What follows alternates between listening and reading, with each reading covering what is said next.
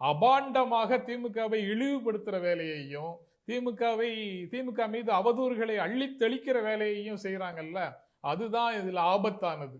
அதாவது உங்களுக்கு அரசியல் செய்வதற்கு வேற வழியே இல்லைன்னா திமுகவை பிஜேபி பக்கத்துல எப்படியாவது தள்ளி விட்டுறணும். உண்மையாக அப்படி எதுவும் நடக்கலைன்னாலும் திமுகவை பிஜேபியோட கொஞ்சம் சேர்த்துட்டாங்கன்னா தவேகாவை நீங்க இந்தியா கூட்டணியில கொண்டு போய் சேர்க்கறதுக்கு எந்த தடையும் இல்லை. அது அப்படி இல்லாம நீங்க கொண்டு போனீங்கன்னா அங்க யாராவது கேட்பாங்க. இந்தியா கூட்டணியில காங்கிரஸ் கட்சி மட்டும் இல்ல, வேறு மாநில கட்சிகள் இருக்கு. அந்த மாநில கட்சிகள் ஏற்கனவே இங்க இருந்த திமுகவை எங்கன்னு கேட்பாங்க. அதனால இப்ப என்ன பண்றது, திமுகவுக்கு எப்படியாவது பாஜக ஆதரவுல இருக்காங்கன்னு ஒரு பட்டத்தை கட்டணும். அதுக்காக, அதாவது நாயை சுடுறதுக்கு முன்னாடி நாய்க்கு பைத்தியம் பிடிச்சிருக்குன்னு சொல்லணும்னு பிரிட்டிஷார் ஒரு கொள்கை வச்சிருந்தாங்கன்னு சொல்லுவாங்க.